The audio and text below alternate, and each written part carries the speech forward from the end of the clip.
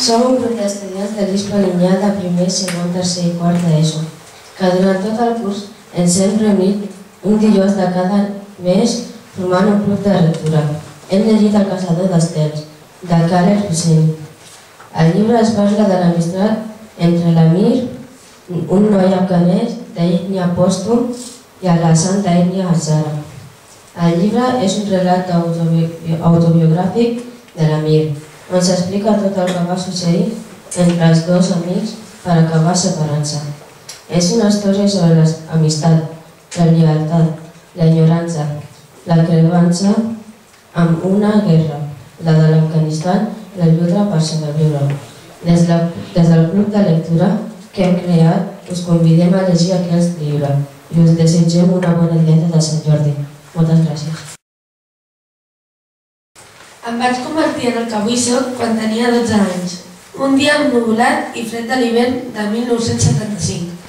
Recordo el moment precís, ajupit darrere d'una paret de fang, espiant el carreró a prop del rierol glaçat. Va passar fa molt de temps, però ara sé que no és cert el que diuen sobre el passat, sobre com pots enterrar-lo, perquè el passat acaba ressuscitant.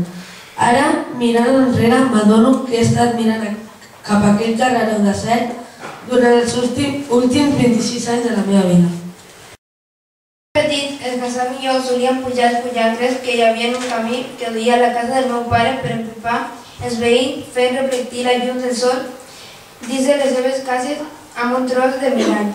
Sèiem l'un davant de l'altre en dues branques, altes amb els peus nus penjant i les butxaques dels pantalons plenes de mora, seques i nous. Fèiem amb el mirall mentre menjàvem mores i nesàvem l'un a l'altre fent broma i rient. Hi havia una germanor entre les persones que s'havien alimentat del mateix pi, un lligam que ni el temps no podia trencar. En Hassan i jo vam mamar del mateix pi, vam fer els primers passos sobre la mateixa herba, en el mateix pati, i sota el mateix sostre vam dir les nostres primeres paraules. La meva va ser Baba, la seva va ser a mi, el meu nom. Mama, robes una vida, va dir el Baba. Robes el dret de la seva esposa a tenir un marit. Robes el pare a uns fills. Quan dius una mentida, robes el dret d'algú a saber la veritat. Quan fas trampes, robes el dret de la justícia. Ho entens?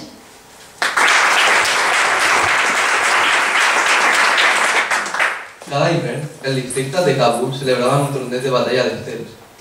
Si eres un nen i vivies a Kabul, el dia del torneig era sens dubte el punt culminant de l'estació freda. Jo mai no dormia la nit davant del torneig. Em relligava cap a un cantó, cap a l'altre. Feia ombra xinesa t'animar-se a la paret. Fins i tot m'asseia a la terrassa dins la fosca tapat amb una manta. Em sentia com un soldat que intentava dormir les trinxeres la nit abans de la batalla. I no era gaire diferent. A Kabul, el torneig d'estels era una mica com anar a la guerra. El torneig de lluita d'estels era una vella tradició d'hivernal a l'Afganistan.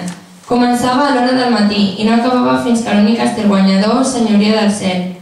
Recordo que un any en el concurs es va allargar fins la nit. La gent se replegava a les voreres i a les taulades per animar els seus fills. Fa 3 anys havia vist molts nois caçant estels, però en Hassan era sens dubte el millor caçador que havia vist en tota la meva vida. Era un misteri total i absolut la manera com sempre saltava el lloc on aterraria, abans fins i tot que comencés a caure. Era com si tingués una mina de brúixola interior. Com podia ser que per a ell fos un llibre obert quan la meitat de vegades jo no tenia ni idea de què li passava pel cap? Jo era el que anava a l'escola, el que sabia llegir i escriure. Jo era llest. En Hassan ni tan sols podia llegir un llibre de primer nivell, però em podia llegir a mi sense problemes. Allà em semblava una mica inquietant. També em confortava tenir algú que sempre sabia que necessitava. Pensa en alguna cosa bona, em va dir el Baba Caudrell, en algun moment feliç. Alguna cosa bona, algun moment feliç, vaig deixar viatjar la ment, vaig deixar que em vingués un pensament al cap.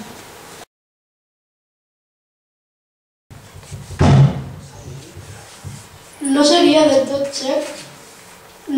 exacte dir que en Solaf era un nen callat. Ser callat és pau, tranquil·litat. Ser callat és abaixar el volum de la vida. Silenciós. En canvi, vol dir que prens el botó d'apagar. Ho apagues tot, absolutament tot. El silenci d'en Solar no era el silenci voluntari d'aquells que tenen conviccions, els inconformistes que volen fer sentir la seva causa deixant de parlar.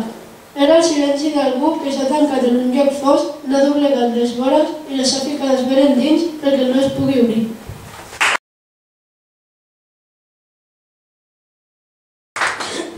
Al meu costat, en Solar respirava de pressa pel nas. La bobina li rodava les mans. Sota les cicatrius dels canells tenia els tendons tensats com cordes de rebab. Llavors vaig parpadejar i per un moment les mans que sostenien la bobina van ser les mans aspres i amb les ungles escantellades d'un nen amb llavi leporí. Vaig sentir el crit d'un cor en algun lloc i vaig mirar amunt. El parc lluïa una neu fresca, tan blanca com enlluernava. Queia en silenci de les branques dels arbres. Vaig sentir olor de curma de naps, mores seques, taronges amargues, serradures i nous.